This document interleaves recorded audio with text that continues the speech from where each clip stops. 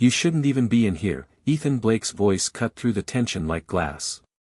His finger jabbed the air towards the elderly black man seated quietly at the far end of the conference table. All eyes turned.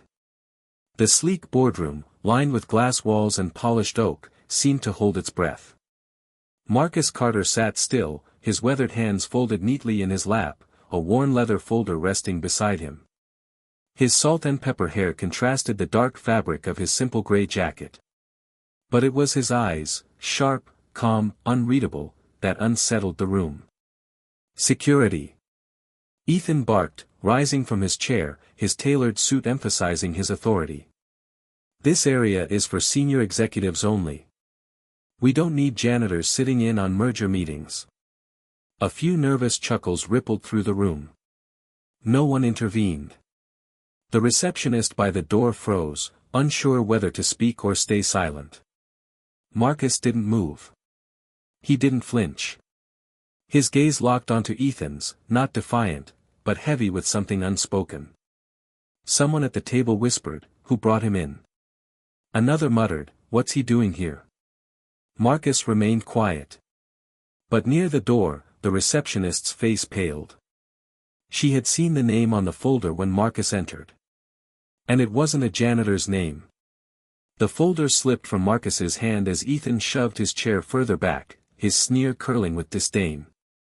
Papers spilled across the glossy table, among them, a black and white photo, edges worn from time, fluttered onto the floor.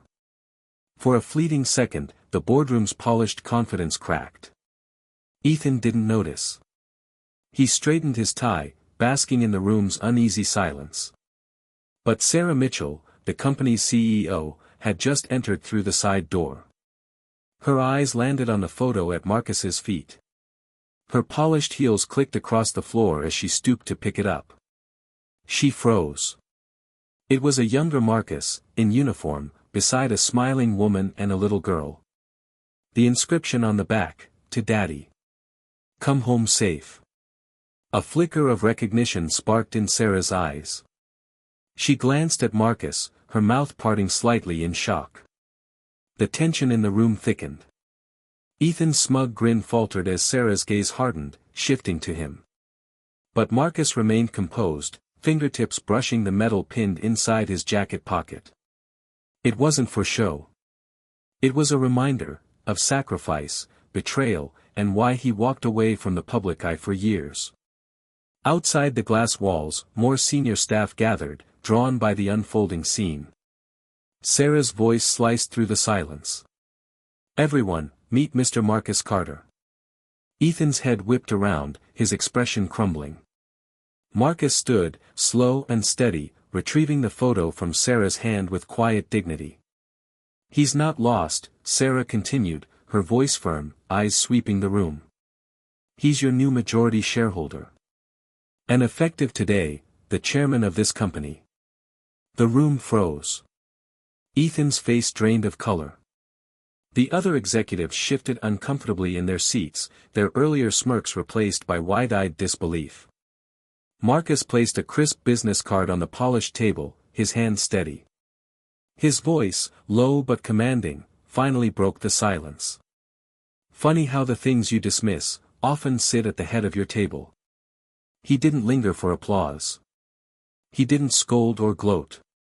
Just a knowing glance at Ethan, then at Sarah, before walking towards the glass doors. Behind him, the silence was deafening. But in that stillness, the entire hierarchy shifted. The ones who laughed had no words now. And Marcus never needed to raise his voice. Sometimes, it's not about shouting back, it's about knowing when the truth speaks for itself. Marcus Carter didn't need to prove his worth with anger. His presence, his patience, and his quiet strength rewrote every assumption in that room. Let this remind us never to judge by appearances. If this story moved you, share your thoughts below and subscribe for more untold moments of dignity and power. In the end, the loudest justice is often delivered in silence.